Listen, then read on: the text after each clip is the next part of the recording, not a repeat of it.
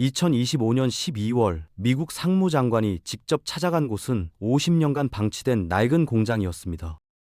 그런데 이 공장 앞에서 그는 미국의 큰 승리라고 선언했죠. 대체 무슨 일이길래요? 사실 지금 미국은 F-35 전투기도, 토마호크 미사일도, 심지어 아이폰조차 제대로 만들 수 없는 상황에 처해 있었거든요. 돈이 없어서가 아닙니다. 기술이 없어서였죠. 중국이 특정 광물 수출을 막으면 미국의 군사력이 멈출 수 있는 위기. 그래서 미국 국방부가 11조 원을 들고 찾아간 나라가 바로 한국이었습니다. 히토류라는 이름 때문에 많은 사람들이 오해하는데요. 사실 이 광물은 지구상에 흔하게 깔려 있습니다. 구리보다도 많죠. 문제는 이걸 순수한 금속으로 만드는 과정이 너무 까다롭다는 겁니다. 독성 물질이 쏟아지고 방사성 폐기물까지 나오거든요. 그래서 1990년대 미국, 유럽 같은 선진국들은 환경 규제와 비용 문제로 하나둘씩 재련소 문을 닫기 시작했습니다. 중국에서 사오면 되지 뭐, 이런 생각이었죠. 그런데 바로 그때 중국은 묵묵히 재련소에 투자를 쏟아붓고 있었습니다. 환경 오염 신경 쓰지 않았죠. 결과는 어땠을까요? 지금 중국은 전 세계 히토류 생산의 60%를 차지합니다. 더 무서운 건 가공과 정제 단계에서는 점유율이 90%를 넘어요. 쉽게 말하면 이렇습니다. 전 세계에서 밀은 재배되는데 밀을 빵으로 만들 수 있는 공장은 오직 중국에만 있는 거예요. 광석이 아무리 많아도 중국의 재련 기술을 거치지 않으면 완제품을 만들 수 없는 구조가 완성된 겁니다. 그리고 이 구조는 지난 30년간 점점 더 견고해졌죠. 스마트폰을 진동 모드로 바꿀 때마다 우리는 히토류를 사용하고 있습니다. 전기차 모터, 풍력 발전기 터빈, 이 모든 곳에 히토류가 들어가 있거든요. 그런데 더 심각한 건 군사 무기입니다. 미군의 주력 전투기 F-35한대에는 히토류가 420kg이나 들어갑니다. 에이브럼스 탱크는 900kg이죠. 핵잠수함은 말할 것도 없고요. 실제로 미 해군 무기 체계의 91.6%가 중국산 광물에 의존하고 있습니다. 이게 얼마나 위험한지 중국도 잘 알고 있었죠. 2023년 8월부터 중국은 본격적으로 움직이기 시작했습니다. 군사 장비의 핵심 소재인 갈륨과 게르마늄의 수출을 통제한 겁니다. 갈륨은 레이더와 야간 투시경에 쓰이는데 중국 점유율이 98.7%예요. 결과는 갈륨 가격이 2년 만에 4배 이상 폭등했습니다. 여기서 중국은 한 발 더 나갔죠. 히토류가 포함된 제품의 수출까지 통제하기 시작한 겁니다. 미국 전략국제문제연구소는 이렇게 분석했습니다. 중국이 히토류를 전략 무기로 활용할 법적 근거를 완성했다고요. 한국의 히토류 중국 의존도는 약 80%에 달합니다. 그런데 미국은 어떨까요? 더 충격적이죠. 미국은 지난 50년 동안 자국 내에 아연 재련소를 단 한 곳도 짓지 않았습니다. 왜 그랬을까요? 환경 규제 때문에 재련소 짓기가 너무 까다로웠고 인건비도 비쌌거든요. 중국에서 완제품 사오면 되지 뭐. 이게 미국의 판단이었습니다. 그런데 이게 국가 안보에 치명적 약점이 된 거죠. 이해하기 쉽게 설명하면 이렇습니다. 집에 쌀이 아무리 많아도 밥을 지을 밥솥이 없으면 밥을 먹을 수 없잖아요. 미국이 딱 그 상황입니다. 광석은 있는데 재련소가 없는 거예요. 더 큰 문제는 시간입니다. 재련소 건설에는 최소 5년에서 10년이 걸립니다. 기술 축적에는 더 오랜 시간이 필요하고요. 미국이 단기간에 중국의 기술력을 따라잡는 건 사실상 불가능하죠. 결국 미국은 이미 검증된 재련 기술을 보유한 나라를 찾아야 했습니다. 전 세계를 뒤져봤지만 답은 하나밖에 없었어요. 바로 한국의 고려아연이었습니다. 고려아연은 50년간 재련 기술 하나만 파고들었습니다. 그 결과가 어땠을까요? 단일 광석에서 아연뿐만 아니라 13가지 금속을 동시에 뽑아내는 독보적인 기술을 갖추게 됐죠. 중국이 수출을 통제한 갈륨, 게르마늄, 인듐 같은 희귀 금속까지 모두 추출할 수 있습니다. 핵심 비결은 TSL 공법이라는 건데요. 상부 침지 렌스라고도 불립니다. 원리는 이렇습니다. 긴 파이프를 녹은 금속에 찔러 넣고 산소와 연료를 주입하는 거예요. 그러면 반응 속도가 극대화되면서 금속이 분리되는 겁니다. 이 기술의 진짜 강점은 따로 있습니다. 마치 강철 위장을 가진 타조처럼 뭘 넣어도 소화해내거든요. 저품이 광석, 산업 폐기물, 심지어 전자 쓰레기까지 다 녹여서 금속을 뽑아낼 수 있습니다. 미국이 호주나 유럽이 아닌 고려아연을 선택한 이유가 바로 이겁니다. 중국을 제외하고 이런 통합 재련 기술을 가진 곳이 전 세계에서 유일했거든요. 기술이 곧 국가 안보가 된 시대, 고려아연은 그 증명이었습니다. 고려아연은 2022년에 미국의 전자폐기물 재활용 기업 이그니오 홀딩스를 인수했습니다. 겉으로 보면 그냥 재활용 회사를 산 것 같지만 실제로는 도시 광산 생태계를 구축한 거였죠. 도시 광산이 뭐냐고요? 버려진 스마트폰과 가전제품에서 금, 은, 구리, 희토류를 추출하는 겁니다. 이게 왜 중요할까요? 중국산 광석이 없어도 원료를 확보할 수 있거든요. 미국은 세계 최대의 전자제품 소비국입니다. 동시에 세계 최대의 폐기물 발생국이기도 하죠.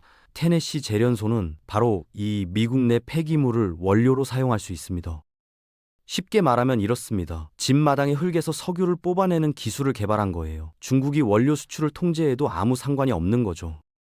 독자적인 공급망이 완성되는 겁니다. 이 기술은 환경 오염을 줄이는 동시에 자원 안보를 해결하는 열쇠가 됐습니다. 중국의 목줄에서 벗어날 수 있는 유일한 방법이었던 거죠. 미국이 11조 원을 쏟아부은 이유를 이제 아시겠죠?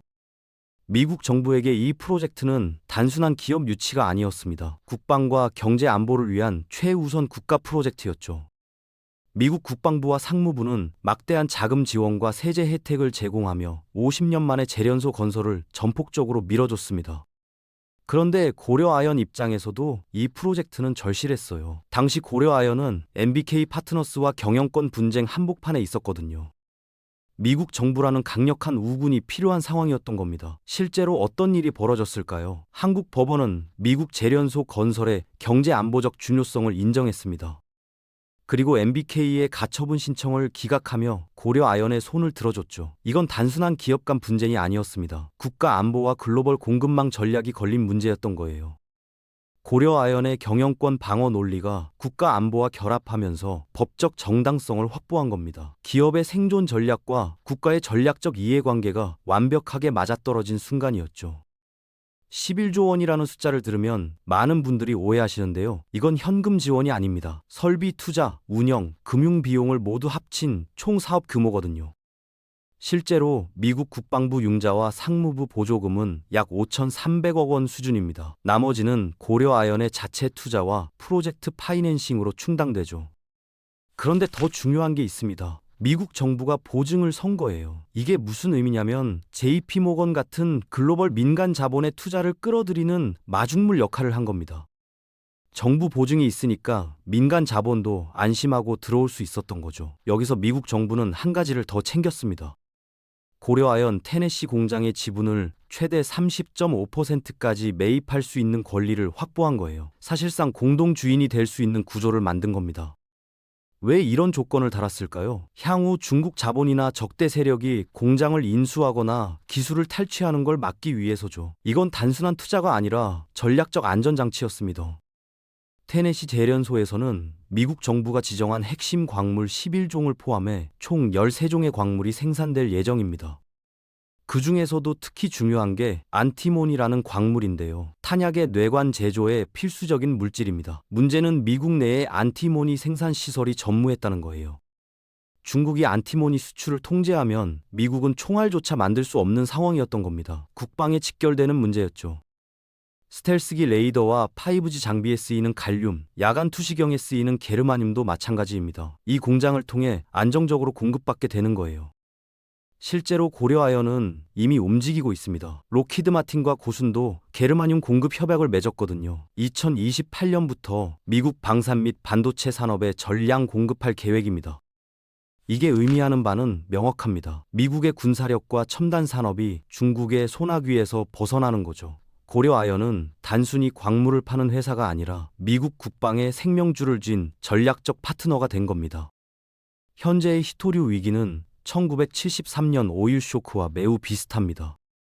당시 중동 산유국들이 석유 금수 조치를 취하면서 전 세계가 패닉에 빠졌죠. 미국은 그때 에너지 자립의 중요성을 뼈저리게 깨달았습니다. 그래서 셰일 오일 같은 대체 기술을 개발하기 시작했고요. 그런데 희토류 분야에서는 대응이 너무 늦었습니다. 2010년 센카쿠 열도 분쟁 당시를 떠올려 보세요. 중국이 일본의 희토류 수출을 중단하면서 보복했잖아요. 일본은 그때 충격을 받고 바로 대응에 나섰습니다. 하지만 미국은 10년 이상 뒤처진 상태에서 이제야 움직이기 시작한 거예요. 더 심각한 건 희토류가 석유보다 훨씬 위험하다는 겁니다. 석유는 전기차 같은 대체제가 있지만 히토류는 첨단 산업에서 대체할 방법이 없거든요. 중국의 무기화가 훨씬 치명적인 이유죠. 이번 프로젝트는 미국이 과거의 교훈을 바탕으로 뒤늦게나마 자원 주권을 회복하려는 필사적인 노력입니다. 50년 전의 실수를 반복하지 않겠다는 각오인 거죠. 최상의 시나리오는 이렇습니다. 2029년 공장이 가동되면 미국은 자금률을 높이고 고려 아연은 미국 시장을 독점하며 한국의 위상도 높아지는 거죠. 하지만 도전 요인도 만만치 않습니다. 미국의 높은 인건비, 까다로운 환경 규제, 숙련공 부족 같은 문제들이 공사를 지연시킬 수 있거든요. 최악의 경우도 생각해 봐야 합니다.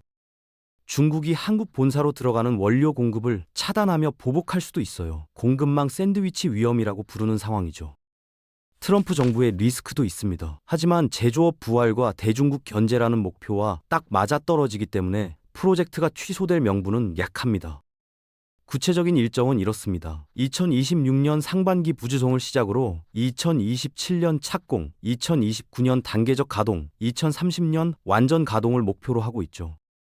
4년의 대장정이 시작된 겁니다. 이 프로젝트가 성공하면 글로벌 자원 지도가 완전히 바뀝니다. 중국 중심에서 한미 동맹 중심으로 재편되는 거죠.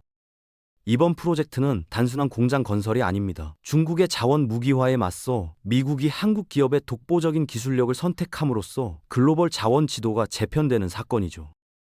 자원과 돈이 있어도 기술이 없으면 아무것도 할 수 없는 시대, 고려아연의 50년 기술 축적이 빛을 발한 겁니다. 이건 한미 경제 안보 동맹의 상징이자 한국 기업이 자원 전쟁의 최전선에서 핵심 플레이어로 부상했음을 의미합니다. 고려 아연은 미중 패권 다툼 속에서 기술을 가진 자가 어떻게 판을 주도하는지 보여주는 현대판 연금술을 쓰고 있습니다.